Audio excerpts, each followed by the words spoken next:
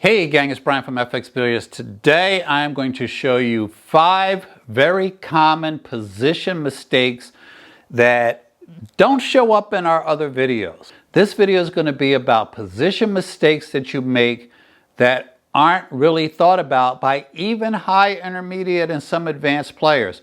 Number 5 is one that you've probably done today if you played any pool at all. So let's get started. Here's the first on our list. You're playing 8 ball.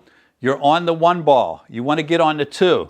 If you get on the 2, you're going to be out because the 3, the 4, the 5, Tom Cruise could run those, right? So what do? You get down on it, you shoot your draw shot, and what happens? You get too close to the rail here. Look where we are. I can put follow on this. I can put stop on it. I can even draw it back. But if you're going to allow yourself to get this close to the rail, you are going to limit the number of shots you have. So what do you do when you're shooting a shot that you know is going to come off the rail? You do just that. You think in terms of, let's bounce off the rail. Put enough pace on it that now you bounce off the rail, you have all this space, you can do anything you need to do with this cue ball. If our 2 was there, you'd be able to stop it for the 3. Right now, we could shoot a follow shot here, come off the rail and get on the 4. So there's a lot of good things we can do, and now we're out, right? So if the cue ball is going to be on the rail, if it's coming towards the rail, make sure you're aware of that and do something about it. When is it not as important to stay off the rail? You have a situation like this. You're on the 5, you only need to make the 8. If we're going to be shooting vertically down table, we don't mind if we're close to this rail. We don't want to be stuck to it, but now we have a straight shot on the 8 ball. So if you're going to get yourself in a position where your cue is going to be running down the rail, it's not that big a deal. But even in those cases, if there's more than 1 ball on the table that you need to play, you usually want to stay off the rail because the angles are going to help you get position, and you might find that even though you're trying to get on a ball over here, there's a better shot over there as long as you stay off the rail. This room is in pretty great shape to accommodate this 9-foot table, but a lot of people and a lot of places are playing on 8-foot tables when they should have a 7 and 9-foot tables where they should have an 8. Because the walls are too close. So let's look at what happens. You play the 1 down in the corner, perfect stop shot. You're on this 8 ball now, and you're in the one place in this room where there is a pillar in your way. There aren't many places in this room where you need a short cue, but I know you hate the short cue, and you've got a perfect storm here. You got the stress of shooting the 8 ball. You're up against the rail, you need the short cue, and what are you probably going to do? You're probably going to jack up so that you can shoot it without picking up the short cue. But be aware of your surroundings. Don't play position against the pillar. Be aware of where it is. This happens a lot of places. Be aware of your surroundings. Don't put yourself up against obstacles. And think about this, you can put your opponent up against obstacles, okay? How would you like to have this shot in a game of 8 ball for $1,000? If you don't make this 8 ball, unless you're playing a relative beginner or a low intermediate player, they're going to run out if you miss that 8. But what have you done? You've put yourself here where you have to jack up over a ball and make a very difficult shot.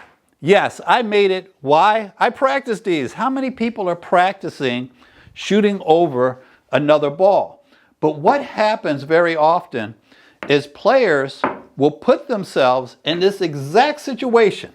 So they're here, they have to shoot the 8 next, and what do? They want to be straight, and they play the best safety of their lives and leave their cue ball right there against this object ball.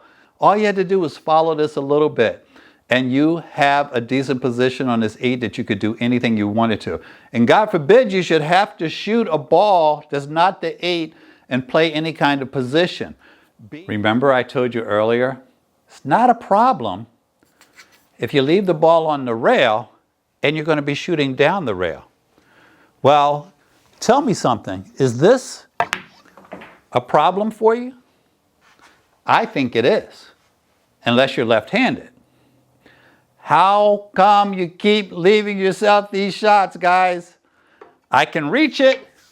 Look at this bridge. You like that bridge? I don't think so. You don't want to pick up the mechanical bridge. Maybe you do or do not have an extension on your cue. Maybe you like to shoot it left-handed. I like to shoot it left-handed. I don't want to do it for all the money, but I'll shoot it in left-handed.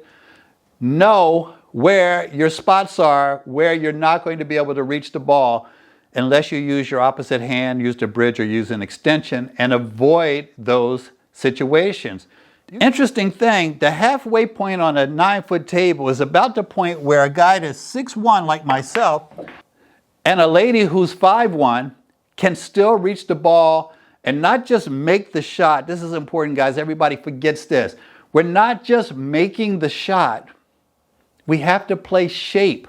So just because you can reach it with some ridiculously long bridge doesn't mean you shoot it.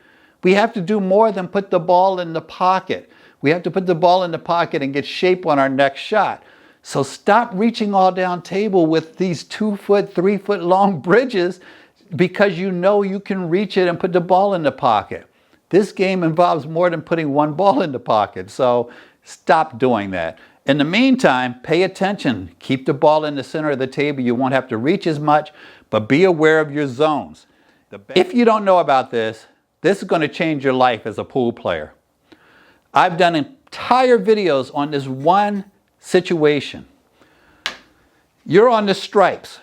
You have a relatively straight shot. I mean, it's all but in the pocket on the 15. You have a pocket hanger here. You have balls down table that you're going to want to get on. And what do? If you shoot this 9 ball first, because you want to play this 15 in the side, let's look at what you have to be able to do. You have to shoot a perfect draw shot, perfect speed and everything. I'm pretty good at those shots. You've seen the acid test, you've seen the semicircle drill. This is one of my favorite shots. Yeah, I'll draw it back 12 inches, but even though I can pull it off and pull it off repeatedly, if I got here or here, I screwed up my run because now I don't have the position that I need to go stop, stop, slight draw, I'm out. No, I had to get perfect. This is not the correct order for these shots. You want to shoot the 15 first. And what do you want to do when you do this? You want to get the cue ball to this rail or this rail. And it depends on what you want to do when you do that. Okay? What does that mean? What you want to do when you do that? I'll show you.